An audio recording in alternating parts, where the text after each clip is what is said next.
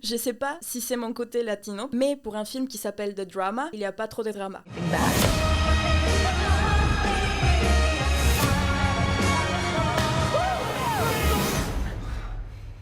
Bonjour et bienvenue dans le podcast Peliculeando.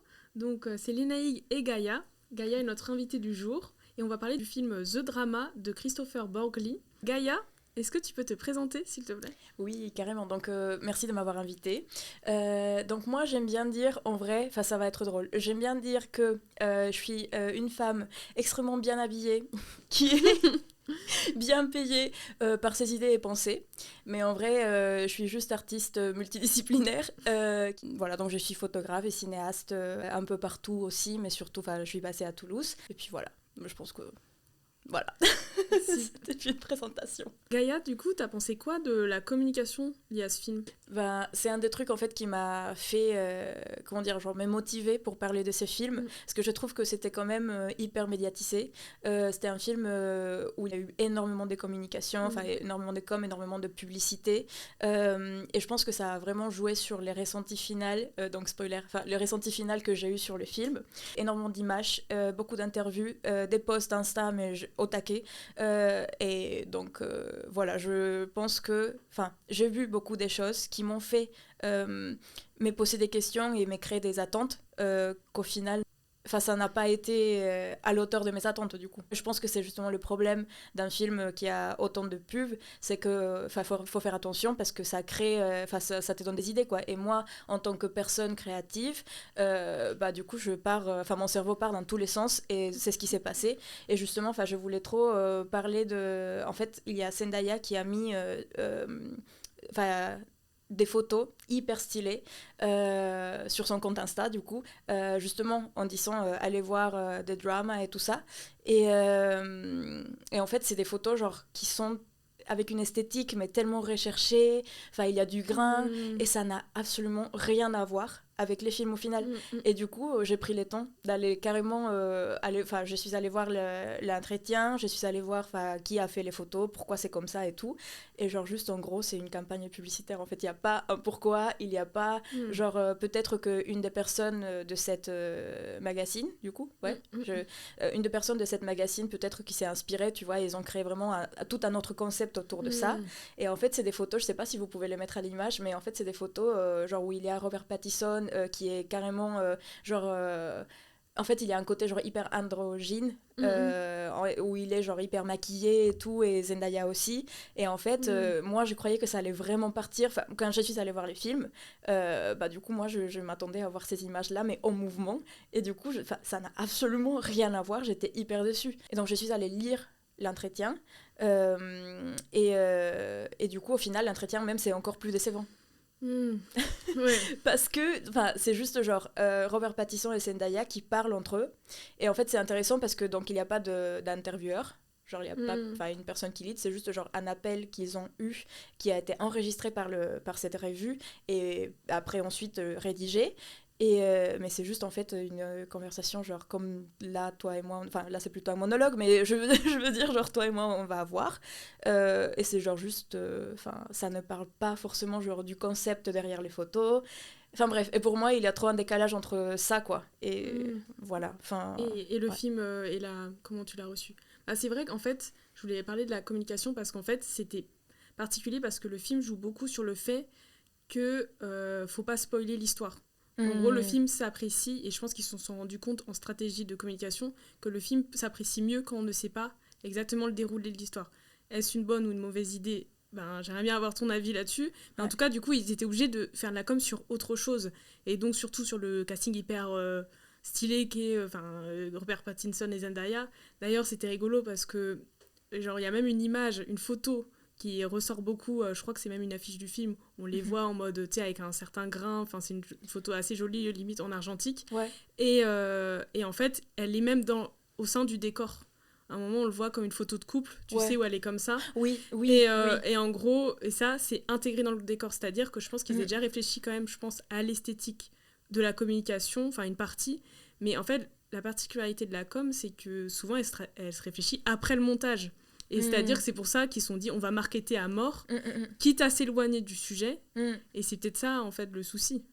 Ouais, bah là carrément parce qu'en plus en fait ils ont fait aussi genre des vidéos sur un peu le making of et en fait les tests caméra qu'ils ont fait enfin au tout début du film et en fait bah c'est cool parce que du coup ça te montre quand même bah, le backstage, bah, le making of mais enfin quand même quoi ça te génère enfin pour moi ça crée des attentes mais vraiment inatteignables, c'est ça le mot que j'ai cherché, inatteignable. En fait, c'est voilà quoi, parce que vraiment, moi, mon cerveau, surtout avec les photos de sur cette revue là, qui s'appelle littéralement, le revue s'appelle Interview ou Interview, enfin voilà, et c'est fondé par Andy Warhol, tu vois, cet artiste là qui, en plus, je pense qu'il est déjà mort, genre long gone, genre le mec il est. Mais bref, mais en tout cas, genre, c'est vraiment une revue avec un concept genre très, genre, enfin, c'est pas Vogue, mais beaucoup plus genre indépendant, mais quand même, enfin, c'est de l'art conceptuel ce qu'ils font. Et du coup, genre, les photos, c'est carrément de l'art conceptuel. Du coup, j'étais là en mode, mais putain, c'est super. Enfin, je vais avoir un film, genre avec ces niveaux de, comment dire, genre des directions artistiques, alors que pas du tout, quoi. Ouais. Et même, genre, c'est dangereux parce que je pense que vous pouvez aussi mettre, genre, par ici, la photo, genre la photo de couverture, genre de cette interview sur ces magazines. Et en fait, genre, juste, ça n'a absolument rien à voir avec les films. Du coup, je comprends les côtés, genre, ok, ils vont faire de la com au max après les montages et tout, mais sauf que, ok, si c'est avec les images, les bonnes images du film, quoi. Mais bizarre si c'est un autre concept, mais enfin, ils essayent quand même de nous vendre les films, tu vois, mais avec un autre concept complètement différent. Mais en effet, la communication, ça se doit d'être cohérent par rapport au projet. Mais moi, mon réflexe, je pense que c'est un réflexe plutôt malin. C'est que dès qu'il y a trop de com, moi je m'éloigne, j'essaie de voir le moins de trucs possible pour me protéger, pour me protéger émotionnellement, pour pas avoir des attentes. Et j'aime pas, en fait, à la fois je voyais des images stylées, ça me donnait envie, mais je me suis dit si je regarde trop, je vais être déçue. Du coup, je me suis éloignée vraiment au maximum, mais j'ai même vu qu'ils étaient même en essayant d'y échapper, je tombais quand même sur des images ou des vidéos, mais c'est sûr que j'ai essayé de pas trop avoir d'attente vu que je me suis dit je vais forcément être déçue. Et ils étaient même au JT de TF1, enfin là, le truc de fou, quoi. Ils étaient partout. Et surtout que ça me rappelait de mauvais souvenirs avec l'Amour Ouf et leur com.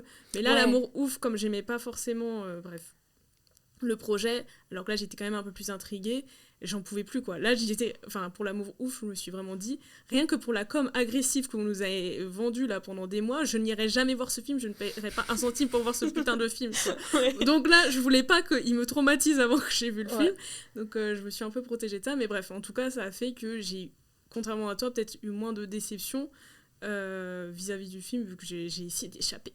Mais c'est ça, en fait, c'est ça le problème, parce que pour moi, justement, c'est trop bien parce que ça s'enchaîne avec mon point suivant, parce qu'en fait, moi, je préfère, enfin, je suis du genre aller au cinéma sans savoir qu'est-ce que je vais regarder. Comme ça, genre, vraiment, je suis, enfin, j'ai ces regards un peu, genre, vierges, entre guillemets, où vraiment, je m'attends à rien du tout, et du coup, je sors vraiment, bah, soit surprise, enfin, je pense que je suis un spectateur beaucoup plus immaculé. Enfin, c'est le spectateur idéal, je crois, c'est lui qui n'a pas d'attente, en fait, qui arrive juste en mode, qui dit au cinéaste, enfin au réalisateur, donne-moi ce que t'as à me donner, et genre tu prends, quoi. Mais quand t'as déjà des attentes en tête, bah ça marche plus. Surtout, enfin, je pense surtout avec une com aussi, je sais pas. Pour moi, c'est du mensonge, en fait. Je suis désolée, les gars, mais vous avez menti, genre. C'est vraiment, genre, c'est du clickbait, tu vois, genre. Enfin, c'est l'équivalent au clickbait, mais dans les cinémas, en fait. Faire une com aussi grosse, enfin, ouais. Et surtout, pardon, je me permets aussi, parce qu'en fait, je pense que je suis énervée, parce que quand j'ai lu l'interview, là, de ces photos, tu vois, genre, l'interview dont j'ai parlé tout à l'heure, en fait, Robert Pattinson demande à Zendaya comment est-ce que tu aurais aimé que le film soit perçu sans une campagne de publicité aussi grosse. Et en fait, Zendaya, elle dit juste en mode ouais, en fait, je peux même pas imaginer ça. Enfin, après, j'ai détourné les mots à aller lire l'interview, mais je veux dire, elle dit en mode non, mais juste en fait, c'est comme ça, c'est ce qu'on fait, c'est notre travail. Du coup, même pas la peine d'imaginer comment ça serait sans communication. Et j'étais là en mode non, mais meuf, enfin, comment tu peux dire ça? Je sais pas. J'ai trouvé que c'était une réponse quand même, genre hyper. Enfin, je sais pas, basique, quoi, fade. Sans risque.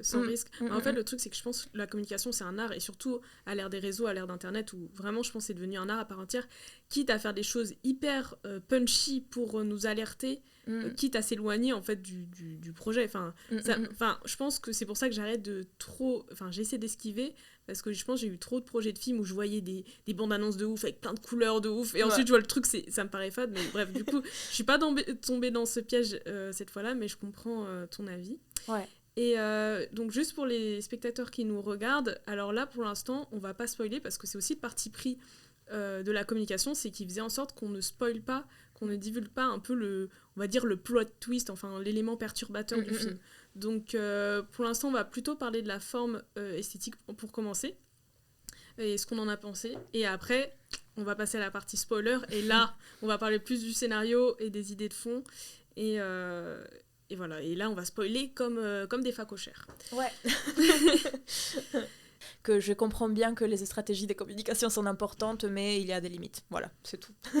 Oui, mais tu penses que c'était pertinent de ne pas divulguer Moi j'ai bien aimé qu'ils assument le fait de cacher le plot twist, parce que le nombre de fois on se fait spoiler des films avant de les avoir vus. En fait, il y a plein de fois je regarde des bandes annonces de films parce que je suis sûre de pas, quand je suis sûre de pas voir le film, je regarde les bandes annonces quoi. Et là j'ai bien aimé qu'ils assument le fait, non les gars, à un moment il y a une partie qu'on doit pas divulguer quoi, mais sans mentir. C'est peut-être là où ils sont peut-être allés trop loin, en fait, c'est ça le truc, parce que du coup de pas révéler les plot twists, enfin c'est genre ok, je suis d'accord, mais ouais justement en fait les photos, enfin tout était, la com était trop décalée par rapport au film en fait. C'est vraiment ouais vraiment, enfin je pense que vous pouvez faire vraiment montrer 2 photos, genre entre les photos de l'interview et la photo genre du film en fait, enfin les photos sorties du film, et c'est genre justement, enfin bon, je pense que j'ai rebondi trop sur les questions des photos, mais c'est qu'en fait vraiment genre arc-en-ciel à fond, genre Photoshop à fond, genre vraiment genre une DA mais genre magnifique, genre du make-up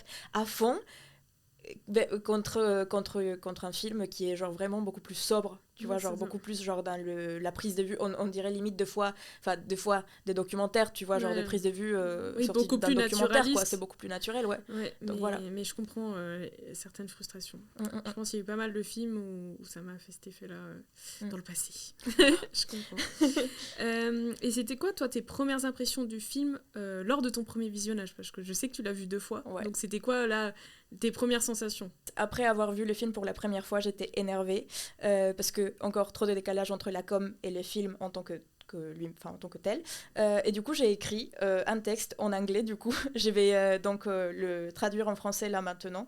Donc, c'est un film qui se veut avec une esthétique indépendante, avec masse de budget, avec du coup une stratégie marketing quand même assez poussée, avec une stratégie marketing faite d'une façon quand même assez médiocre, avec une histoire fade, superficielle, qui ne rentre pas dans les vrais détails, avec des très bons acteurs, et une fin décevante.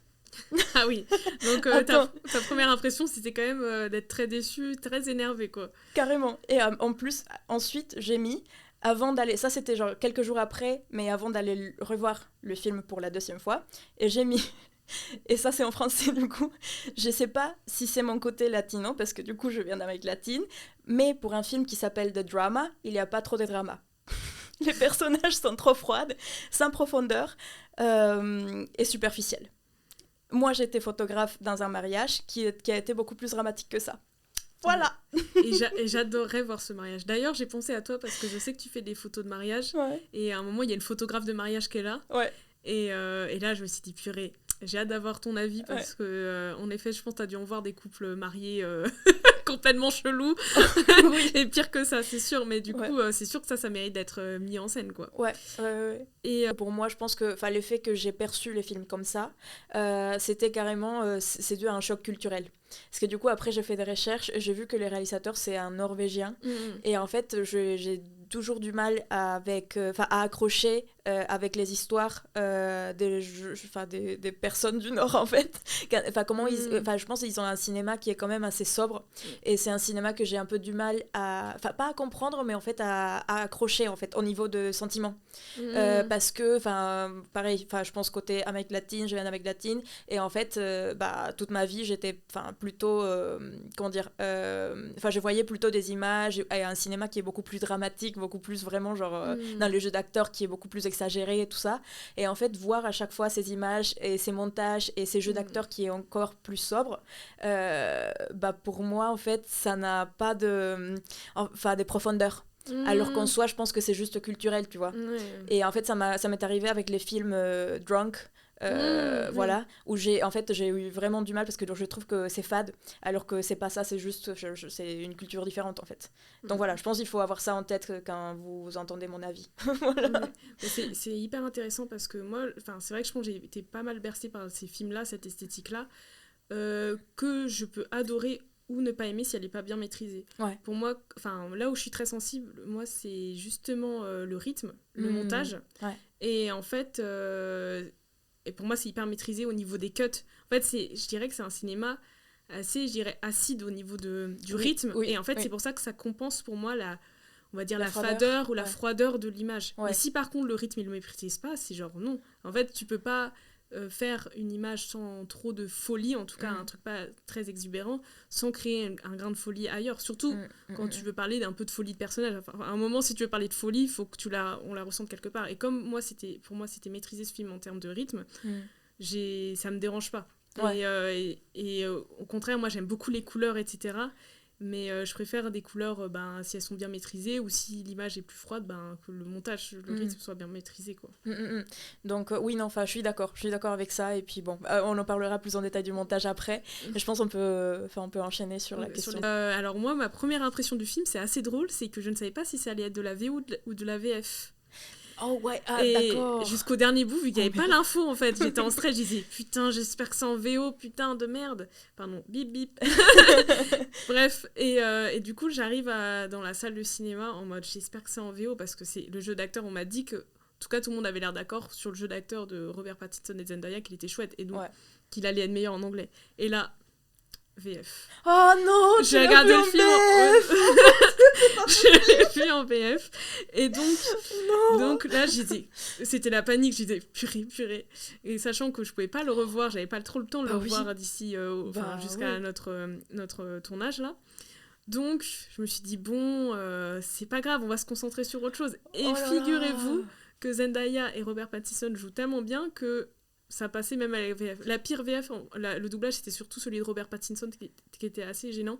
Mais ça fait que, bon, en gros, j'ai pu suivre l'histoire très facilement, ça, vu qu'il y a quand même beaucoup de dialogue. Et comment dire, et me concentrer surtout sur le visuel, quoi, et sur le sonore. Donc, bon, voilà, c'était un peu old school comme visionnage. Tous les films, on va dire, à l'ancienne, romantique, là, des années 2000. Il y avait un petit côté nostalgique avec cette VF, finalement. mais voilà, c'était quand même assez drôle. Ma première impression, c'était en mode shocked, but je me suis habituée. Mon Dieu, ouais, d'accord. Ah oui, d'accord. Oula. Ah ouais, enfin, en fait, parce que du coup, je sais pas si je peux spoiler les gens, mais du coup, je sais que toi, t'as plutôt bien aimé les films. En fait, ta première réaction, c'était genre, moi, j'ai bien aimé les films. Alors que moi, tu viens de voir, c'était plutôt le contraire. Mais du coup, en fait, t'as réussi à bien aimer les films, même en le voyant en français. Ouais. Waouh. Mais peut-être parce que, justement, j'avais... Forcément, même s'il y a des trucs, comme j'ai dit, surtout la voix de Robert Pattinson qui m'a gênée, j'ai pu me concentrer peut-être plus facilement, forcément, sur l'esthétique, et moins me poser de questions sur l'histoire, forcément. Donc, plus ça me laissait embarquer plus facilement que, tu regardes les sous-titres et nanana, enfin...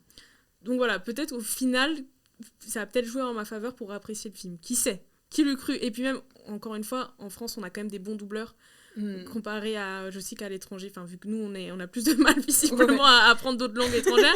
Du coup, on est très réputé pour les doublages. Et en effet, je pense que ça allait, sauf la voix de Robert Pattinson, mais encore, finalement ça passait, quoi. J'étais concentrée sur autre chose, et notamment sur les qualités que j'ai trouvées à ce film, le rythme, etc. Enfin bref, du coup ça a fait que j'ai pas été trop dérangée. Ouais, ok. Mais au début j'étais en mode je vais pas tenir.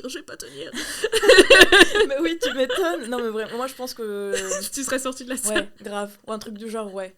En vrai, ouais, je suis désolée les gars, je suis désolée les personnes françaises qui voient ça au mode et qui jugent, mais moi je vous juge trop, vraiment.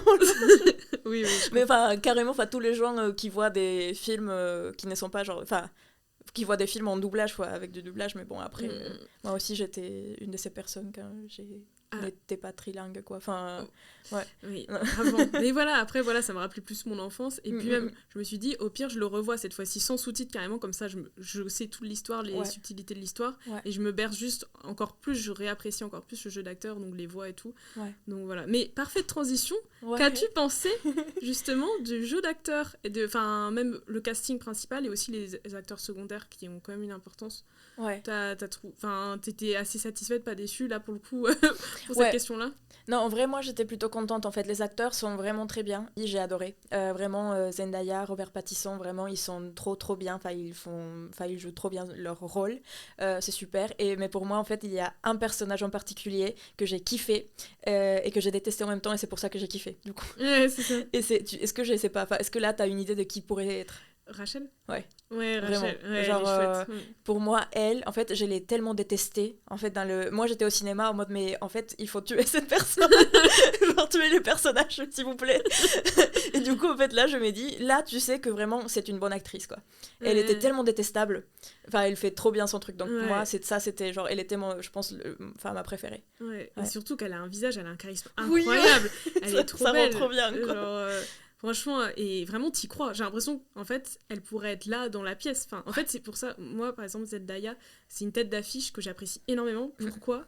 Parce que pour moi, c'est une actrice qui pourrait être là, à côté de nous. Enfin, elle a un côté, ça est très cliché de dire ça, mais très humain. Oui. Elle a une présence, en vrai, genre, je la vois bien. Pour moi, elle casse l'écran, tu vois. Ouais. Enfin, elle fait pas partie de la catégorie des acteurs qui impressionnent avec plein de paillettes et de strass, comme par exemple Scarlett Johansson. Par exemple, je suis beaucoup moins sensible à ce genre d'actrice. Plus qu'à une nana où t'as l'impression qu'elle est là, elle est dans la pièce, elle a un côté naturel et tout. Ouais, ça pourrait être nous, quoi. Oui, c'est ça, et vraiment, mais tout en ayant une malice, quelque chose de spécial, évidemment, pour, que, voilà, on est quand même les étoiles dans les yeux quand on la regarde, mais je sais pas, il y a un côté, bref, très humain, très sincère dans son jeu, que j'ai apprécié, et aussi chez cette actrice-là, qui justement, est peut-être t'as plus accroché avec ce personnage, peut-être parce qu'elle est justement peut-être plus the drama. Elle est plus exubérante et ça fait du bien. Et je pense qu'elle apporte un peu le sel qu'il fallait aussi, quoi. Le poivre et tout. Et elle est si horrible, genre vraiment. Et oui, du coup, ouais.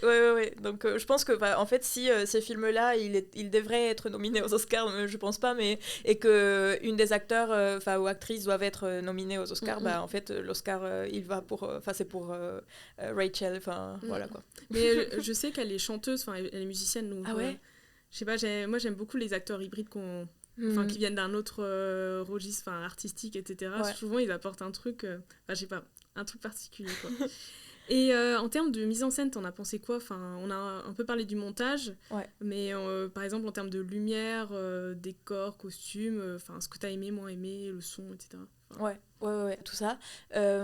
Moi, j'ai trouvé juste un faux raccord. Tu es ce genre de personne au cinéma qui cherche les faux raccords. En fait, ça, t'as vraiment pas aimé le film, alors? Non, mais en plus, je l'ai pas vu la première fois. Et donc là, quand je suis retournée, genre la deuxième fois, j'étais là en mode, mais putain, il a un faux raccord, attendez les gars. Parce que pour moi, il était très bien fait. Genre pour moi, vraiment, niveau montage, niveau son, niveau image, en fait, vraiment, la vérité, c'est que c'est vraiment bien fait, quoi. C'est un film qui est extrêmement bien construit. Le montage, il est tellement bien fait, ça crée, en fait, ça monte en tension. En fait, déjà, il y a une tension, l'histoire est tendue. Voilà, et puis après, entre les deux personnages, il y a aussi genre une tension constante entre le couple. Et en fait, je trouve que ces montages-là, il vient renforcer encore ces tensions-là. Et ça, c'est hyper intéressant. Et en fait, comment il fait, et ce que j'ai beaucoup apprécié, c'est le fait que, en fait, il utilise ces montages pour nous montrer l'imaginaire des personnages, genre que ce soit de Robert Pattinson ou Zendaya, mais je pense que c'est plutôt donc Charlie, en fait, le montage nous montre carrément l'imaginaire de Charlie, tout ce qu'il a en tête. C'est tellement bien, comme on t'a dit, en fait, au niveau du timing, genre au niveau du rythme, c'est tellement bien maîtrisé qu'en fait, l'histoire, en fait, c'est genre ça monte en tension, quoi. Pour nous, moi, j'étais vraiment hyper angoissée la première fois. La deuxième fois, j'étais un peu moins angoissée parce que je savais déjà à quoi m'attendre. Mais du coup, voilà, j'ai trop apprécié ça. Mais du coup, j'ai retrouvé un faux raccord. Même si le montage est parfait, il y a un faux raccord. Et je peux dire exactement la scène où c'était. Alors, tu veux nous la décrire ou tu préfères laisser les spectateurs chercher par eux-mêmes et galérer à essayer de le retrouver? Ça serait tellement drôle. En vrai, ouais. En fait, si vous trouvez les faux raccords, commentez. Et peut-être qu'on les dit à la fin.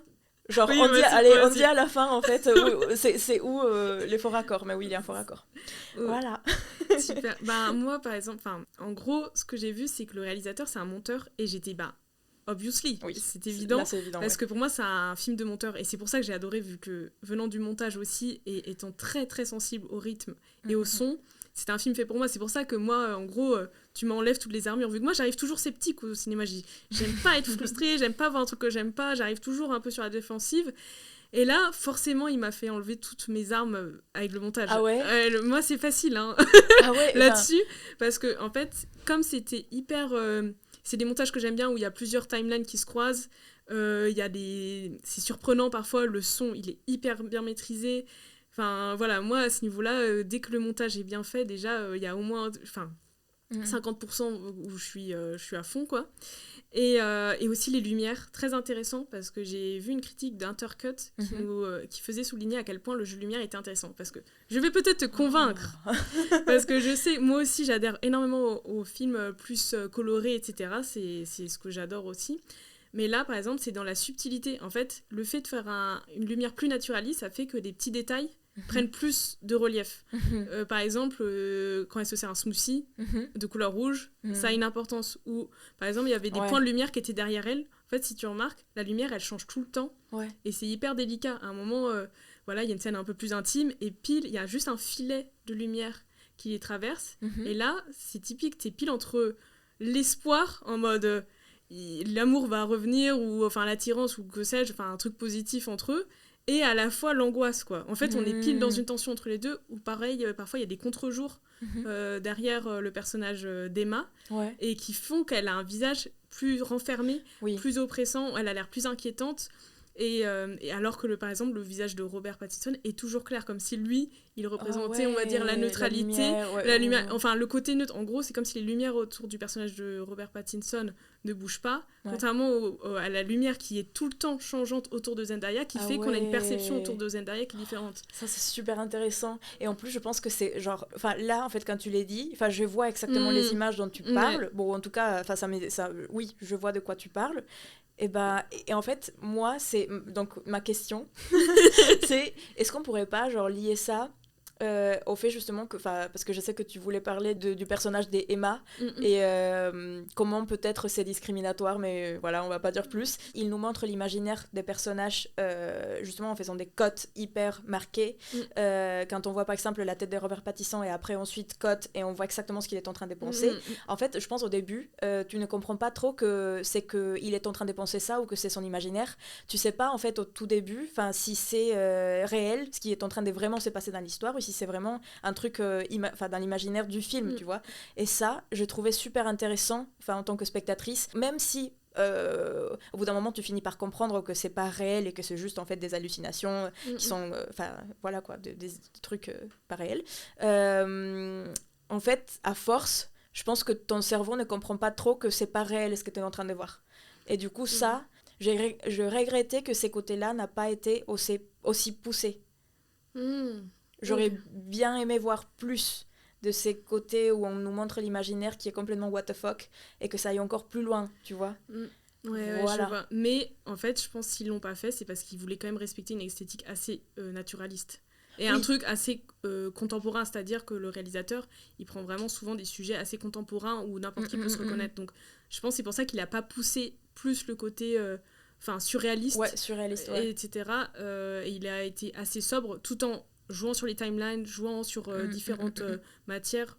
Et moi, ce que j'ai adoré, vu que ça, c'est un truc auquel je suis très sensible aussi, c'est les plans surréalistes. Le plan où il y a un peu de sang qui coule de son oreille, etc. Enfin, toutes ces images-là et tout. Enfin, ça, moi, ça me bouleverse. Et surtout, le fait que c'était sobre et que c'est pas tout le temps et que c'était bien rythmé, pour moi, ça fait que ça avait plus de force. C'est vrai. Ouais. Du coup aussi, je pense que le film, le fait que ça soit tourné en pellicule, alors on sait pas. En fait, on sait pas, c'est vraiment énigme. On sait pas si c'est vraiment tout été tourné en 35 mm ou pas.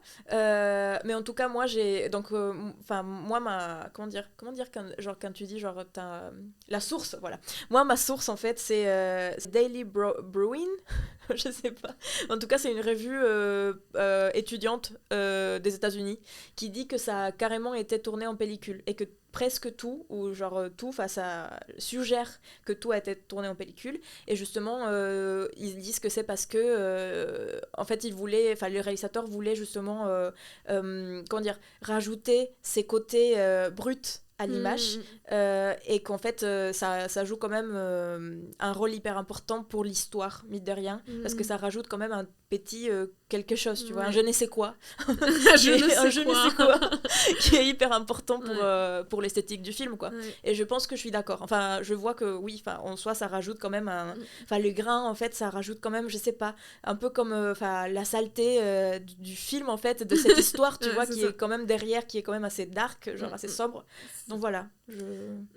Non, mais c'est vrai que l'image, justement, vu que là on parle du côté naturaliste, de prendre la pellicule, même avec des lumières simples, plus sobres, etc., tu peux avoir une profondeur aussi.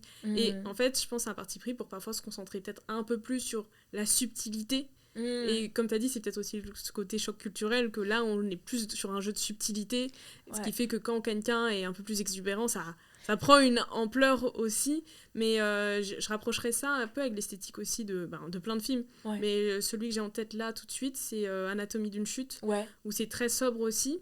Et par contre, le montage, il y a des jeux de montage où parfois tu as des travelling inattendus, des jeux de son, mais en tout cas, j'ai l'impression que c'est des films qu'on va avoir peut-être de plus en plus. En mode, même si c'est naturaliste, on a quand même un monteur qui a un rapport très acide au montage et personnellement ça va. Et sauf que là, ce qu'il y avait en plus, justement, c'était parfois des plans surréalistes qui sont chouettes, quoi. Qui sont chouettes. Mais toi, t'aurais voulu que ça se développe plus, en fait, c'est ça. Et puis aussi, je pense, c'est pas tant là, dans ces cas-là en particulier, c'est pas tant, je pense, les côtés culturels, mais aussi c'est très personnel. En fait, je pense que tu me connais. Moi, je suis quelqu'un de très. Moi, j'adore quand c'est surréaliste, en fait. Moi, les trucs qui partent en cacahuète, en fait, ça me va très très bien. Moi, j'aime bien voir des trucs à la Tarantino, tu vois. Et en fait, le fait d'avoir eu juste un peu, genre comment dire, un avant-goût. Oui, un avant-goût de ces images, en fait, très surréalistes, qui sont très poussées, où vraiment l'histoire est très poussée, les dramas est très poussé, genre moi j'étais là en mode mais s'il vous plaît donnez-moi plus que de ça, et en fait le réalisateur n'a pas fait ça donc et du coup c'était très frustrant, en fait, mais c'est aussi côté personnel et côté juste goût personnel, en fait. Moi j'aime bien voir cette histoire où c'est tellement what the fuck que tu t'es là en mode wow, alors que là j'ai eu l'impression que ça n'avait aucun sens et que du coup bref, c'est justifié, les côtés surréalistes c'est important, c'est justifié, mais oui, mais encore une fois, c'est le décalage avec le marketing. En fait, c'est pour ça que ça joue. Par exemple, là, j'étais dans un mood où ça me dérangeait pas. Je sais pas, j'étais dans un mood en mode j'accepte le côté naturaliste de l'image, ça allait. Mais il y a des fois, en effet, j'aurais pu avoir je veux plus de couleurs, allez-y, foncez. Donc, je vois exactement le mood, mais là, il y a des fois où je suis vraiment dans le mood, non, laissez-moi un truc sobre avec des petites cerises sur le gâteau de temps en temps. Là, ça matchait bien avec mon mood doucement, là, quoi.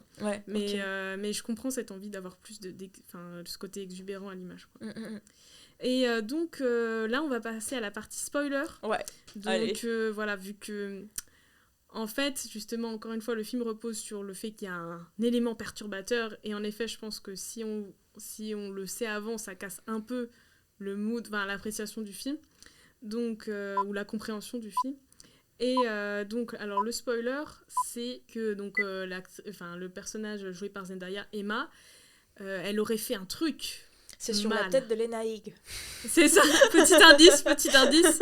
Elle aurait fait un truc un peu bad girl, tu vois. Et parce que justement, ils sont dans le mood... c'est la lune de miel, les jeunes mariés, ils vont bientôt se marier, etc. Et du coup, ils se révèlent un peu les choses à savoir, les choses les plus sombres qu'ils ont fait. Et quand vraiment les côtés transgressifs. Et donc, c'est à ce moment-là que Emma, tout le monde avoue ce qu'ils ont fait de mal. Et là, Emma avoue qu'elle a pensé un moment à préméditer une tuerie dans son école quand elle était jeune, quoi, vers les 14-15 ans, quoi. Ouais. Et donc voilà, 14, elle a dit précisément. 14 ans, 14 et pas 15 ans. Et donc, c'est à partir de là que The Drama commence, parce que, justement, ça va bouleverser, en fait, Charlie, en mode, mais en se demandant si c'est une psychopathe, est-ce qu'elle va pas péter des plombs. Et le film joue sur nos nerfs là-dessus, on se demande si ça va pas être une fiancée tueuse, une mariée tueuse en série, quoi. Et donc, on joue sur cette tension pendant le film. Et voilà, donc maintenant que c'est fait, qu'on a spoilé, là on va pouvoir donc développer et dire des cas plus précis. Donc justement, est-ce qu'il y a une scène qui t'a marqué en particulier? Est-ce qu'il y a un plan dont tu voudrais parler et pourquoi, quoi? Carrément, et en fait ça s'enchaîne bien avec ce qu'on était en train de dire justement sur les images surréalistes en fait, où c'est moi les plans qui m'a le plus marqué, c'est celui où ces petits travelling en avant, où en fait avant de voir le mariage, donc où on a un massacre où et la donc on soupçonne que c'est elle, donc Emma, qui a tué tout le monde, justement parce qu'on vient de révéler que du coup elle a fait ça, elle a planifié ça, mais au final elle a rien fait. Mais du coup en fait c'est sur la tête de Charlie, en fait on voit que en fait il imagine, je pense il rêve que en fait elle fait ça quoi. Et donc cette image-là m'a beaucoup marquée, et j'ai eu et donc là en fait c'est cette image-là qui m'a dit mais moi je veux voir ça en fait. Moi je veux voir, donc c'est pour ça que j'ai dit vraiment je m'attendais à un truc à la Tarantino, tu vois, genre à la fin ça part en cacahuète et il y a une fusillade, tout le monde meurt et c'est incroyable quoi. Ouais, donc c'est sûr que tu veux pas ma couronne de fleurs là, vu que tu serais bien dans le perso là. J'avoue. C'est très rigolo, et je pense que là c'est pour ça que peut-être tu n'as pas trop apprécié le film alors que moi oui. Pourquoi ? Parce que moi je ne voulais pas voir la tuerie. J'étais contente que ça n'arrive pas parce que ça allait me surprendre. Mais les gens vont dire que je suis une folle quoi. Mais non, parce que les gars, figure-toi qu'il y a des jours où j'aurais voulu voir ce bain de sang, tu vois, au cinéma. Mais je me suis assagie, Wendy. Pas un gaillard. C'est pas grave. Du coup je me suis assagie. Non, je rigole, mais en fait c'est que là le mood que j'avais c'était pas de voir ça. Okay. Tu vois, et c'est marrant, j'allais parler exactement du même plan. Je voulais dire que le plan qui m'a le plus marqué, c'est ce plan-là, qui vient nous perturber, parce que certes, c'est la perception de Charlie ou pas. En fait, on peut se demander, on sait pas. Est-ce que c'est la perception un peu, justement, de Emma quand elle était jeune, d'imaginer ce genre de scène ? Est-ce que c'est la perception de la peur de Charlie, ou est-ce que c'est la perception... Enfin, ou alors est-ce que c'est le réal qui joue juste avec nos nerfs ? Des spoilers, quoi, et que ça va vraiment arriver. Ouais, c'est ça. Est-ce que c'est le réal qui fait exprès, et en tout cas, on sait que c'est fait exprès, mais en gros, c'est juste le côté, on sait pas à qui appartient cette image, mais juste, ça va vous travailler, quoi. Et moi, ça a marché de fou sur moi. Tout le long du film, j'ai cru que ça allait arriver. Moi aussi, Et en fait, j'étais contente que ça n'arrive pas, parce que ça me surprenait plus. Que ça n'arrive pas. Ah ouais, ok. Du coup, j'étais surprise que ça n'arrive pas, et du coup, comme parfois on aime bien être surpris au cinéma, j'ai bien aimé ce parti pris que non. En fait, j'ai aimé ce choix-là, quoi. Moi, j'ai pas aimé la surprise, du coup. Moi, j'étais là en mode, en fait, peux voir ce bain de sang. Et quand le film est fini, et genre, il finit comme ça, je suis là en mode, c'est pas possible. En fait, il y a eu ma fusillade, en fait, c'est où la tuerie ? Pourquoi il n'y a pas de massacre ? Enfin, pour moi, c'était trop ça, quoi. Alors qu'en soi, il y a un massacre métaphorique, quoi. Genre, tout part en cacahuète aussi, mais pas à ces points-là. Pas au point où moi, je m'attendais, quoi. Donc, déjà, moi, j'ai pas les images de l'interview, là, que j'ai vue sur Insta. Et des deux, j'ai pas des fusillades. Donc, en fait, ça marche pas du tout, en fait. Mais en fait, ça aurait été hyper intéressant de films. Tu vois, par exemple, les films alternatifs où tu choisis... par exemple, comment le film... Tu sais, à la Black Mirror aussi, ils l'ont fait pour un épisode, où justement, tu fais des choix de ce qui arrive, parce que ça, c'est un film qui aurait été parfait pour ça. Comment le film part... est-ce qu'il part en cacahuète ou pas ? Parce que là, je pense qu'il y a matière. Parce que, en vrai, en effet, en termes de mise en scène, j'aurais bien voulu voir ce que ça aurait pu donner... comment ils auraient pu amener le scénario pour que ça déborde. Mais j'ai aussi aimé ce parti pris que, finalement, non. Et du coup, The Drama est plus incarné par... Charlie qui psychote de fou, quoi. Mais après, moi, je suis comme toi, j'adore Tarantino, même j'ai fait réaliser une série où à la fin, tout le monde meurt, donc t'inquiète, oups, spoiler alert. Donc, mais là, je sais pas, il y a un truc où maintenant, je suis genre, non, ne tuez pas les gens, en fait, je suis peut-être plus fragile maintenant. Oui, non, alors que moi, s'il y a du sang et tout part en... moi, j'adore, en fait, c'est... Voilà, quoi, je suis désolée, je suis pas un psychopathe, encore une fois. Tu sais, genre, personne ne me connaît. Et là, en fait, les gens, je pense, ils vont se poser des questions, les gars, je suis normale, en fait. Mais non, mais je comprends. Non, mais je te comprends. Le cinéma, en fait, c'est ça aussi, genre, de vraiment pouvoir voir ce genre de trucs qui sont, genre, trop what the fuck et qui ne sont pas de la vraie vie, mais c'est juste, genre, la mise en scène, et c'est incroyable, quoi. Et aussi, j'aime beaucoup ces genres de mise en scène en termes d'image et en termes de même aussi créer la mise en scène, tu vois. Oula, je pense que j'ai tapé les micros. Mais bon, créer la mise en scène, tu vois, genre les décors, les faux sangs, tout ça au niveau make-up et tout. Enfin, je pense que je suis une spectatrice qui aime beaucoup voir ça en fait. C'est ça. Mais le truc, c'est qu'ils ont préféré mettre le budget dans la pellicule et dans le casting, à mon avis. C'est ça, que dans le sang et la massacre. Wendy, il faut que tu saches, c'est des raisons de budget en fait. À un moment, ils ne pouvaient pas avoir et Zendaya et Robert Pattinson et de la pellicule et payer des énormes lumières et du faux sang. Du coup, ils se sont dit, bon, on va faire autre chose parce que ça coûte trop cher tout ça. Ouais, voilà.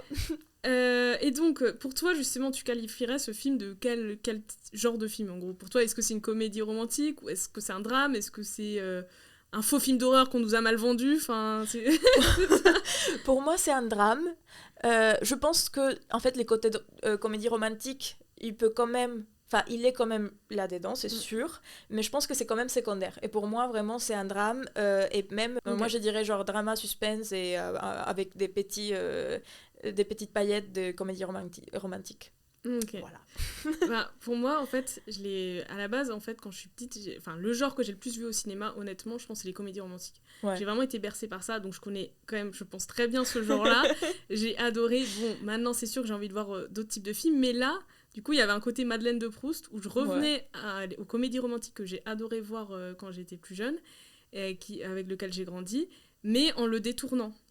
En détournant le genre quand même avec une originalité, vu que là, on parle vraiment du moment où ça se décristallise, où le couple, où l'illusion se brise, quoi. C'est pour ça que j'ai adoré que ce soit... À mon sens, pour moi, c'est une comédie romantique, parce que c'est une comédie romantique tout en intégrant le moment où on ne n'aime plus, le moment où on a peur de l'autre, le moment où l'illusion...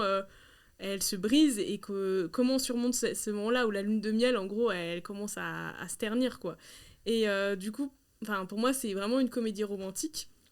Et en fait, je pense que c'est la fin qui donne, je pense, raison à cette hypothèse, parce qu'en fait, c'est c'est la fin qui fait que, pour moi, ça intègre l'idée que c'est une romance, en fait, dont on parle, une romance drôle, et justement, là, tout ça, c'est un drame. Un drama, en fait, comme quand on est en couple, et que parfois, je sais pas, nos idées, on peut avoir un thriller psychologique dans sa tête, en mode... pourquoi ci, pourquoi ça, enfin on peut se faire des drames tout seul dans nos têtes parfois quand on se pose des questions sur mais en fait le passé, enfin on se pose des questions sur le passé de l'autre, sur nous-mêmes, ça peut être un drame intérieur mais ça c'est vraiment cliché finalement d'une comédie romantique où en fait le drame se passe juste entre un couple qui se pose des questions sur lui-même et comment il s'aime, comment il se rencontre, etc. Mais tout en cassant ses codes, c'est-à-dire que comment ils se rencontrent, est-ce que c'est ça casse le code même de la comédie romantique tout en l'intégrant, c'est-à-dire qu'on commence par leur découverte, le moment où c'est waouh, mais sauf que ça commence par un mensonge. C'est-à-dire que Charlie, en fait, il ment pour séduire. Alors d'habitude, dans les comédies romantiques, il y a ce côté « Oh mon Dieu, on est tombé sur l'un et sur l'autre par hasard et tout. Tout est naturel, c'était comme une évidence. » Et là, il détourne ça. En fait, il y a tous les codes de la comédie romantique tout en jouant avec. Et encore une fois, c'est pour ça que j'ai apprécié ce film, parce que c'est un genre que j'adore, quoi. Voilà. Quand il est bien fait. Ouais. En fait, c'est que pour moi, c'est pas drôle. C'est parfait, c'est la prochaine question, parce que t'as pas trouvé ça drôle du coup. Non, du coup en fait je pense que c'est aussi pour ça que j'ai du mal soit à accrocher avec les films, en vrai, en plus je sais pas, vu que je l'ai vu 2 fois, quand je suis allée le voir pour la première fois, pour moi c'était juste un drame. C'est ça. Et du coup là en fait l'avoir vu la 2e fois en mode c'est une comédie romantique, j'étais là en mode d'accord, ok, je comprends la partie comédie, tu vois, dans l'absurdité du truc, mais je pense que ça m'énerve quand même. Oui, c'est ça. Non, mais t'allais pas changer non plus mais je pense que t'as pu un autre angle. Du coup, je suis un peu plus neutre à la vie. Ça m'a apaisé un peu. Tu vois, je me suis dit, ok, d'accord, bon. Les gens rigolent. Peut-être que moi, en fait, je les comprends pas très bien, tu vois. Et pour moi, c'est pas drôle, alors que de base, c'est censé être drôle. Et du coup, j'étais en mode, d'accord, ok. Donc, je peux les voir avec un peu plus de recul et me dire, d'accord, ok, partie comédie. Mais ça n'empêche que je crois que ces genres de sujets... ok, ça peut être drôle, mais ça me dérange quand même. Enfin, je suis toujours pas d'accord. Je pense que c'est trop réducteur de toute la dimension santé mentale. Enfin, qu'est-ce qui t'amène à faire ça? Et justement, en plus, Charlie l'a dit dans le film, il est dit, mais quand il parle avec Rachel, et en fait, ils se disent, enfin, c'est Rachel qui dit, alors t'es en train de dire que c'est la faute des Américains que, en fait, que Emma ait eu ces pensées-là, et en fait, Charlie, il dit oui.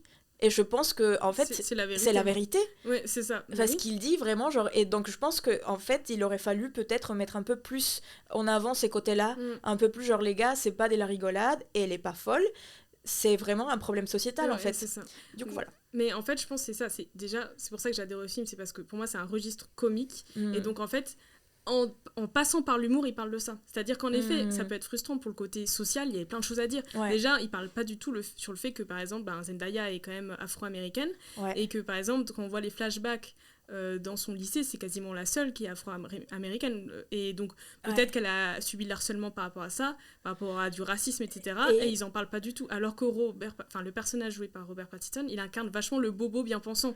Et c'est pour ça que pour moi, c'était drôle, parce que c'est des choses qu'on voit tous les jours, du bobo bien pensant, du coup blanc, hétérosexuel, etc., qui on va dire la sagesse incarnée, etc., qui ne pense jamais faire des choses mal, alors qu'il peut participer aussi à un harcèlement à partir du moment où quelqu'un n'a pas fait quelque chose d'un peu ou une pensée étrange.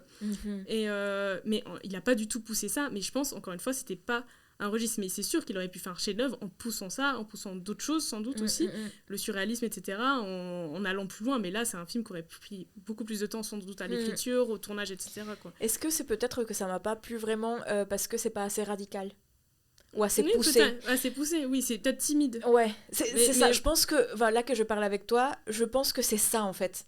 Ça me parle vachement, tu vois. Ouais. Vraiment, moi j'aime bien les films qui sont plus poussés où on va assumer vraiment. Et là, je trouve que tout est trop fade en fait. Ça a du potentiel, mais tellement. Oui, en fait, c'est vrai que ça a énormément de potentiel. Ouais. Mais après, moi, justement, j'aime beaucoup les rires comme ça, qui jouent sur la tension, parce qu'en fait, le rire naît de la nervosité, naît de la tension et de la subtilité. Du coup, ça aurait été un autre film s'il était plus exubérant. Ça aurait été plutôt un drame, justement. Ouais. Un drame avec un peu de malice. En fait, le drame aurait pris plus de place et la comédie... Enfin, ça aurait été un autre film, quoi. Mais j'aurais été ravie de le voir réalisé par toi aussi. Justement, ça aurait pu être sympa, quoi. Mais juste, du coup, pour ajouter genre un petit truc sur l'effet que t'as dit, Zendaya, donc quand elle grandit et tout, en fait, elle a été harcelée, tout ça.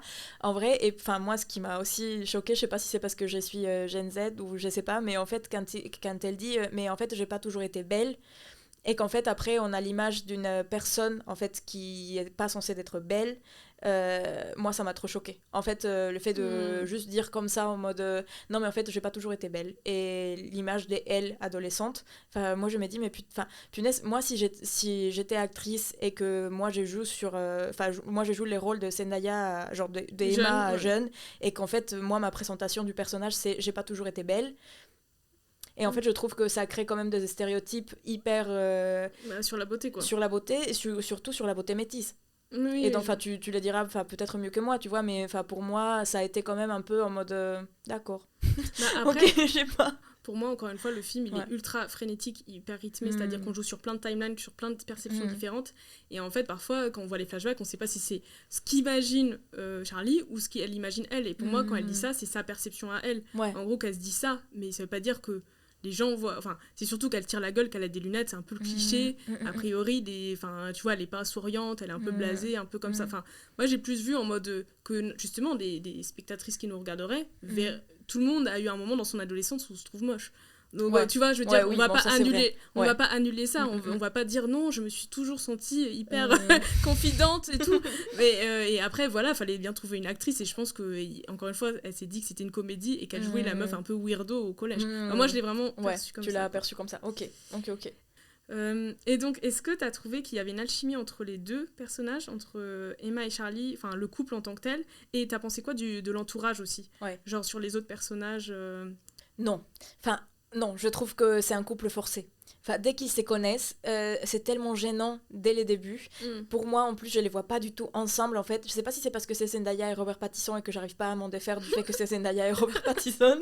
Mais en fait, pour moi, non, mais je pense que c'est vraiment le personnage, en fait. Entre les deux, pour moi, la façon dont ils se connaissent, c'est pas un meet cute. Voilà, c'est pas un meet cute, c'est carrément genre bizarre. En fait, c'est juste genre le mec chelou qui vient un peu t'harceler. Et au final, en fait, Emma s'aime si peu parce que elle a eu tous ses backgrounds dans son enfance, enfin son adolescence et tout ça.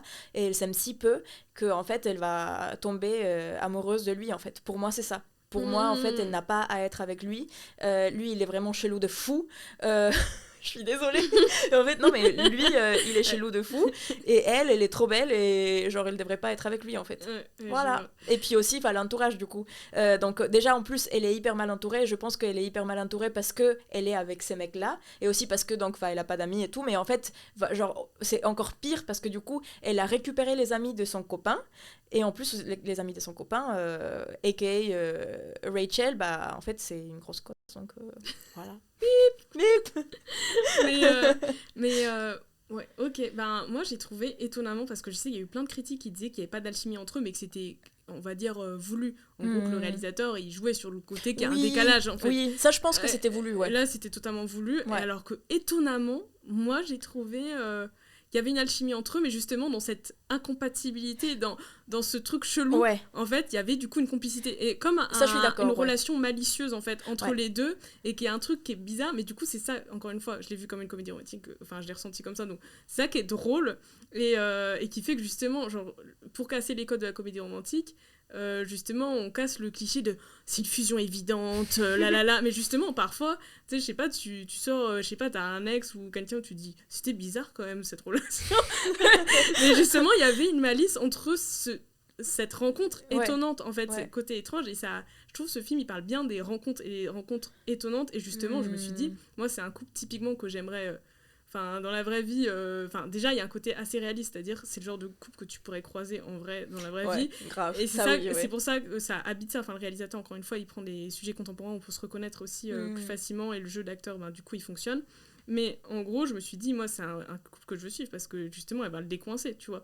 Elle va amener un grain de folie, justement elle va justement accepter que tu peux ne pas être parfait, tu peux être un peu foufou quoi. Donc je me suis dit que justement ce serait drôle à suivre comme histoire quoi. Vu que les couples, l'amour c'est fait pour grandir, c'est fait pour prendre en maturité, pour nous faire évoluer, donc c'est pour ça que pour moi c'est ça le sujet du film, plus que tout le côté dramatique et social qu'il aborde plus de manière superficielle. Pour moi ça parle de comment une rencontre, que tu sois un petit con, une petite conne, une meuf incroyable, un mec moins bien, qu'est-ce qui se passe réellement. Donc, et pour moi ça aborde ça avec quand même peut-être plus de profondeur que les autres thématiques qu'il aborde, et encore une fois dans le registre de la comédie romantique, ou qu'est-ce qui se passe quand on tombe amoureux, quand on aime quelqu'un, quels que soient nos caractères, quelle que soit la personne, d'où on vient en fait quoi. Moi je pense que juste t'as bien compris les films en fait. Non mais vraiment quoi. En fait j'ai envoyé des textos au réel en mode t'inquiète, j'ai compris ton film mec.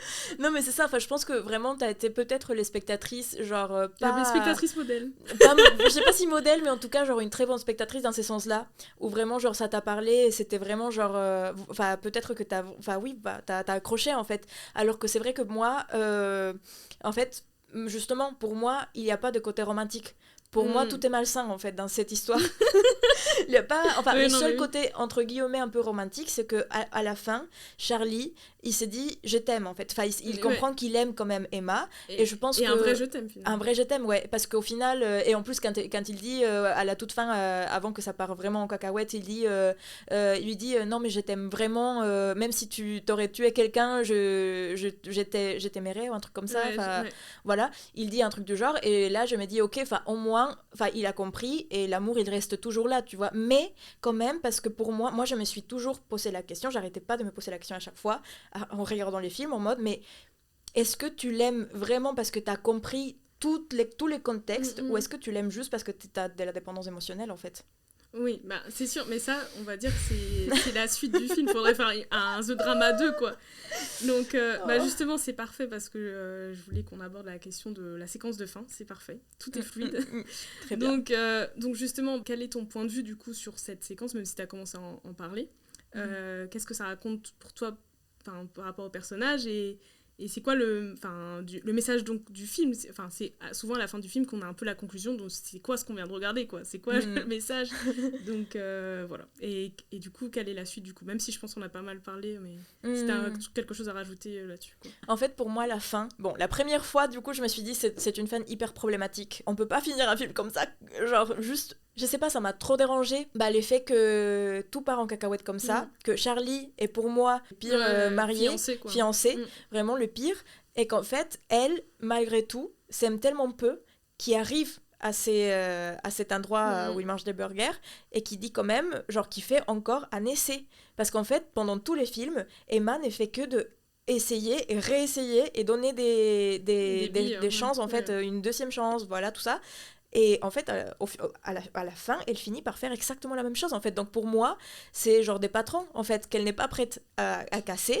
Et moi, en tant que, du coup, amie d'Emma, parce que je me suis donné ce rôle en tant que spectatrice, moi, j'étais trop énervée, en fait. C'est la pote qui revient avec son ex, alors que son ex, il est hyper toxique, tu vois. Alors qu'elle n'est pas parfaite non plus, enfin, il faut dire les choses, elle est quand même hyper toxique, enfin, elle a des problèmes. Mais pour moi, c'est juste, en fait, qu'est-ce que t'as à faire avec ces mecs, en fait? Juste, il faut que tu les quittes, et Charlie, va en thérapie. Enfin, je sais pas, je pense que je l'ai pris trop au sérieux, tu vois. Et du coup, en fait, voilà, pour moi, ils n'ont pas à être ensemble, il y a rien de romantique dans ces trucs, et il faut juste qu'ils se quittent et qu'ils aillent en thérapie par leur compte, et peut-être à la limite, faites un autre meet cute, tu vois, mais genre là... C'est pas possible, c'est hyper dérangeant. Les premiers baisers, ça se dit comme ça? Ouais, the first kiss. Ouais, voilà, the first kiss, qu'est-ce que c'était ça? Genre, moi, ça m'a dégoûté, j'avais envie de vomir. Du coup, voilà, la fin pour moi, c'était vraiment what the fuck, la première fois. Et la deuxième fois, je me suis dit, ok, d'accord, bon, pourquoi pas, du coup. Why not? C'est une comédie romantique. Voilà, c'est ça, voilà, c'est ça. Why not, mais quand même. Pas convaincue. Ok. Il n'y a pas eu de massacre, donc en fait... c'est ça, forcément. Tu t'es dit, peut-être la deuxième fois que je le vois, il y aura cette fois-ci le massacre à la fin, plutôt que cette séquence dans un... Où je pourrais faire la paix avec le fait qu'il n'y ait pas un massacre, tu vois, mais toujours pas. Ouais. Enfin, toujours aussi déçu, quoi. En vrai, ça me touche énormément que t'aurais voulu être l'amie, tu vois, qu'elle n'a pas eu, quoi. Ouais. C'est vrai que ça parle de ça, mais on voit pas du tout son point de vue. C'est un parti pris, en effet, qui fait que ça marche pour le côté registre comédie et le point de vue de Charlie, quoi. Mais ça, c'est sûr que c'est hyper touchant que tu te demandes ce qu'elle ressent vraiment. Vraiment, parce que, en effet, c'est pas ce qui se passe du tout, quoi. Mais en fait, pour moi, la séquence de fin du film, elle est très réussie. Parce que... Waouh. Dire qu'elle est très réussie, les naïgs, attention.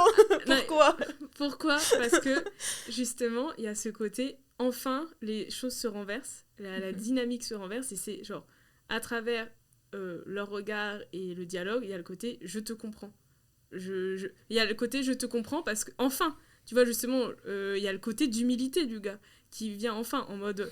Au lieu de, justement, avant, il était côté, comme on l'a dit avant, Monsieur Parfait, etc. Et enfin, lui qui dérape, lui qui fait n'importe quoi, qui peut être méchant, en fait, qui pense qu'à lui. Là, il y a une forme, enfin, d'humilité qui arrive, et le côté, on met les choses à plat, je suis pas parfaite. Elle lui apprend ça, tu vois, à travers la rencontre, à travers l'histoire. Elle lui apprend t'es pas parfait non plus, mais on peut s'aimer quand même, tu vois. Et du coup, c'est lui qui... En fait, pour moi, c'est lui le personnage principal, et c'est lui qui évolue, et c'est lui qui... En passant par tous ces dramas, justement, à la fin, il y a ce côté de... vas-y, on s'aime quand même. Et il y a le côté aussi, justement, de... le couple, c'est aussi ça, c'est apprendre à aimer les parts de nous du passé, du passé de l'autre, le futur de l'autre, et dans ses imperfections, dans ses ombres, dans ce qui nous dérange et nous perturbe. C'est pour ça que pour moi, c'était... Je comprends qu'il y a le côté, vas-y, faut qu'ils se séparent. Mais encore une fois, comme pour moi, c'était le côté, on jouait sur les codes de comédie romantique, de s'aimer ou pas s'aimer et comment. Pour moi, c'était intéressant comme truc, comme pensée de l'idée de pardonner, de tolérance, de compréhension de l'autre. Moi, j'ai juste un truc en tête. Il a trompé. Voilà. Et en fait, est-ce qu'on peut parler du fait que, genre, dans le film, il y a beaucoup de personnages qui font des choses, alors que Emma n'a absolument rien fait. C'est ça. Et qu'en fait, c'est Emma la méchante. Oui, non, c'est vrai. Donc, moi, en partant du principe qu'en plus, il a trompé parce qu'il a pensé qu'elle était une psychopathe, non, mais oui. Non, mais en vrai... Elle n'a pas à revenir vers lui pour lui dire je te donne une 3e chance. Enfin, non. Genre... non, mais je suis totalement d'accord avec toi. Franchement, mais en fait, encore une fois, si on est dans le point de vue de Charlie, forcément, le raisonnement est différent. C'est cette situation le fait évoluer, changer de perception. Ouais. Et peut-être, Inch'Allah, tu vois, s'il y a pardon, un vrai pardon, et peut-être que ça peut bien évoluer entre eux. Sait-on jamais, sur un malentendu. Mais en effet... et je comprends ce qui te frustre, c'est un peu l'effet bref, c'est-à-dire que ma dernière impression post-film est pareil, tu m'as fait évoluer mon regard sur le film après, en disant ça m'a énervé, j'ai essayé de comprendre pourquoi et tout, et j'ai compris parce qu'en effet, là je vois tout le côté, on va dire, cringe, toxique et tout, de ce personnage, là je l'entends totalement, et ça m'a un peu rappelé Bref 2, que tout le monde a adoré, la série Bref 2, où justement on voit le gars qui évolue, qui se remet en question, qui se rend compte qu'il n'est pas parfait. Là c'est un peu le même genre d'histoire, en fait, il y a une sorte de enfin, le côté hyper psychologique du gars qui en fait se dit mais attends, mais je suis un petit con en fait, et c'est peut-être ça qui est frustrant, peut-être que t'aurais envie de voir, mais j'ai pas envie de parler de ça, j'ai pas envie de voir l'histoire d'un gars, un énième gars qui fait de la merde et qui se remet en question. Peut-être que c'est pas du tout ce genre d'histoire en fait c'est peut-être ça, t'as pas peut-être adhéré à la proposition et je comprends, parce que Bref 2 il est très bien fait, très bien rythmé, il y a plein d'idées sympas et tout, mais peut-être que dans quelques semaines, quelques mois, même moi qui ai apprécié le film, peut-être le message de fond est pas assez puissant, parce qu'en fait on parle encore peut-être d'un gars qui a fait de la merde et qui se remet en question, et sa perception change, et peut-être qu'on aurait plus voulu voir, pourquoi pas, la perception de Zendaya, ou même une autre histoire finalement, ou un massacre, pourquoi pas. Mais c'est ça, en fait. Je pense mais en vrai c'est ça qui est frustrant, c'est bon, ok, il se remet en question, et what. Mais c'est vrai que moi je l'ai plus pris en mode comédie romantique, de à la fin l'amour c'est aussi des épreuves, c'est apprendre à connaître l'autre, etc. Enfin moi je l'ai vu avec plus cette sensation-là, quoi. En fait, moi, je trouve que c'est très réducteur, quand même. En fait, les côtés, genre, finir comme ça, déjà. Le fait de vraiment résumer toute l'histoire, du coup, qu'en plus, est hyper dramatique, alors que j'ai dit tout à l'heure que c'était pas assez dramatique, mais genre, qui est quand même assez puissante. En fait, il y a quand même beaucoup trop de choses qui se passent. Et en fait, réduire ça à la dernière séquence où ils se voient juste et ils se disent oui, bonjour, on va commencer à nouveau. Et puis, c'est bon. Pour moi, ça casse, en fait, ça casse tout. En fait, les côtés, genre, on peut pas, en fait, ils se sont passés des choses qu'on ne peut pas ignorer. Oui, c'est ça. Tu vois, et genre, juste le fait de prétendre que tout va bien se passer, que tout est ok, pour moi, c'est... Non, c'est red flag, genre, gros red flag, il faut que tout le monde sorte de là, quoi. Voilà. Alerte rouge, je suis son ange gardien. C'est ça. Mais en fait, justement, il y a ce côté... En fait, je vois totalement ce que tu veux dire, mais parfois, l'amour, c'est aussi... justement parfois cristalliser et décristalliser les choses. C'est pour ça que j'ai trouvé ça intéressant, cette question de ce jeu de on oublie ça, vas-y, on passe à autre chose, parce qu'en fait, pour moi, dans beaucoup de relations humaines, il y a ce côté-là. Tu vois, on peut pas... Enfin, je comprends, vraiment, encore une fois, j'adhère à ton point de vue et je le comprends totalement. C'est pas... Ça, c'est sûr. Mais pour voir un autre angle, c'est le côté de... Dans beaucoup de relations humaines, quand, je sais pas, quelqu'un, il a pété un plomb, il a fait, je sais pas, un truc, tu te dis, what the fuck et tout. Sans aller trop loin, évidemment, ou même qu'il a fait de la merde, mais on est tous confrontés à des choses comme ça, en vrai, dans notre relation. Soit on quitte l'autre, en mode stop, tu vois, soit on continue, et il y a plein de fois où on essaie de continuer, et en effet, il y a le côté, parfois recristalliser, vas-y, si on recommence. Et pour moi, vraiment, encore une fois, ça, c'est typique d'une comédie romantique. La comédie romantique sert à cristalliser, elle sert à idéaliser les couples, en fait. Elle sert à avoir le côté drôle et comique de la rencontre. C'est pour ça que, encore une fois, j'ai apprécié, parce que ça respectait, au final, ces codes-là, et même si dans la vraie vie, peut-être je dirais à Emma, casse-toi, tu vois. Ouais, c'est ça. Dans la vraie, encore une fois, il y a une différence là, entre, justement, comme je l'ai écrit comme une comédie, dans la réalité, peut-être que je dirais, Charlie, il m'agacerait, et vas-y, j'aurais une réaction totalement différente, quoi. Mais voilà, là, encore une fois, je l'ai pris comme en mode, et ce qui est finalement les épreuves de beaucoup de relations contemporaines et humaines et amoureuses, et je trouve c'est important d'en parler, quoi. Ouais. Bah ouais, écoute. Et donc, ce serait quoi ton mot de la fin, et qu'est-ce que tu changerais à ce film si tu devais le réaliser ? Étant donné que tu es une réalisatrice, on est tous les deux des réalisatrices, ce serait quoi notre angle de vue là ? Moi, toi, tout. Ouais. En vrai, je serais partie en couille, en fait. Et mettez les bips pour le coup. Mais voilà, je serais vraiment partie en couille. Je me serais fait mais tellement plaisir à vraiment partir en couille. En fait, avec ces concepts-là, et j'aurais du coup mélangé cette partie art conceptuel, genre vraiment direction artistique hyper poussée et tout, avec Robert Pattinson qui est carrément genre habillé limite en drague, tu vois, genre et en fait des trucs hyper androgynes de tous les deux en fait, où donner une dimension beaucoup plus surréaliste au couple, où en fait on joue à être littéralement des clowns en fait, voilà, ça. Et un truc beaucoup plus genre esthétique, surréaliste, poussé et what the fuck expérimental. J'aurais vraiment trop aimé faire ça en fait, avec ces deux personnages, avec cette histoire et avec du coup les images que j'ai vues qui m'ont inspiré ça, et du coup après au final en fait tuer tout le monde en fait. Voilà. Et du coup mais volez pas mon idée parce que peut-être qu'un jour je fais ça quoi. C'est ça. Voilà. Je m'inspire de ça et je fais un truc genre vraiment poussé à ces points là quoi. Ouais. Parce qu'en tout cas je pense que c'est ça la solution. Pardon, j'étais coupée, mais je pense que c'est ça la solution. Juste en fait je fais un film comme ça et comme ça je détesterai moins des dramas. C'est ça.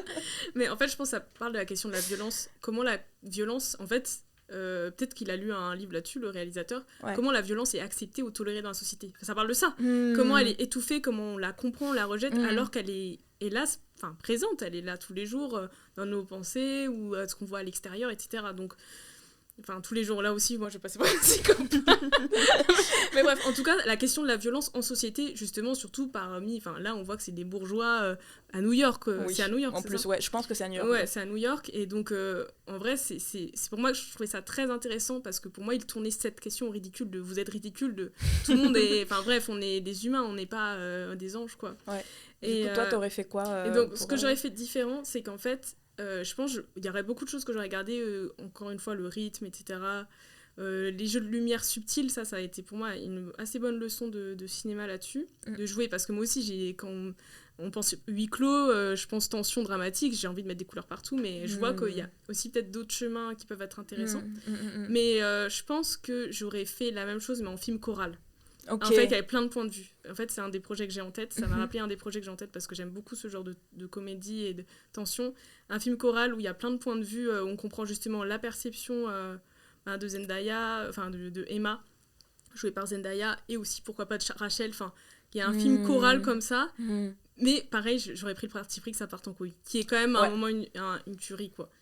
Ça aurait été très intéressant, en fait. Mais en fait, limite, je me dis, le film, ils auraient pu faire une première partie comme ça qui s'arrête, et après on dit le point de vue d'Emma, et si ça dégénère, je sais pas, en fait il y a tellement de possibilités. Je pense qu'on ne peut pas parler d'absurdité du massacre en fait et les rendre comiques s'il n'y a pas un massacre. Oui, je vois. Je pense que voilà, je suis ouais. Mais sauf que là on était du point de vue de Charlie que tu n'as pas aimé, et c'est pour ça que tu n'as pas aimé le film. Et je comprends tout à fait. Moi je l'ai pas forcément apprécié, mais il m'a fait rire. Son point de vue m'a fait rire.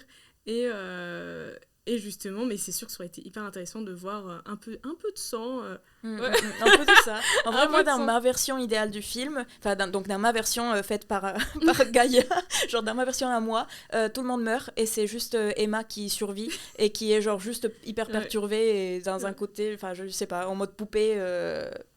Genre perturbée, quoi. Et d'ailleurs, c'est pour ça que tu mérites cette couronne ensanglantée, parce que voilà, on a mis le voile ensanglanté. Merci. Et je vais faire marier pour la fiancée qui est passée à l'acte, et ça te va très très bien. Voilà. En tout cas, merci de nous avoir écoutés. On a oublié les faux raccords. Ouais, vas-y. Voilà, donc les faux raccords, je sais pas si vous savez où c'est, mais du coup c'est la scène pendant qu'ils sont en train de manger au dîner d'essayage de repas, je sais pas comment dire ça, mais et c'est du coup Zendaya, Emma qui boit un verre, et du coup au final il y a un faux raccord entre le vin en fait. On aurait dit que genre elle finit le verre alors que juste après le verre il est rempli. Voilà. Super, merci beaucoup Gaïa d'être venue sur notre émission. Merci. Et merci pour ce faux raccord bien vu. Merci de m'avoir invité. Le revoir. Et donc c'était Lénaïg et Gaïa pour l'émission Pelliculeando, Donc on est l'association Sunuclap, on donne des ateliers de montage et de cinéma sur Toulouse, donc n'hésitez pas à vous inscrire, on adore parler de films et on adore apprendre aux gens à se servir de caméra et de montage, etc. Merci à Pastel Studio de nous avoir reçus, merci à Arwan d'avoir organisé et mis en scène tout ça, c'était assez compliqué pour les choix de couleurs et de lumière, mais c'était un plaisir et on a bien rigolé en n'étant pas d'accord. J'ai adoré, en vrai j'ai adoré parler avec toi, c'était trop bien, vraiment. Et du coup maintenant je vois les trucs différemment. Oui, moi j'espère que toi aussi. C'est super. Voilà. Bon, trop bien. Merci, à bientôt, au revoir. Salut. Allez, vite. La course. Punaise. Attends, du coup, je vais ouvrir Juan et du coup comme ça va être lui qui va... J'espère que ça continue de tourner. Allez, cours.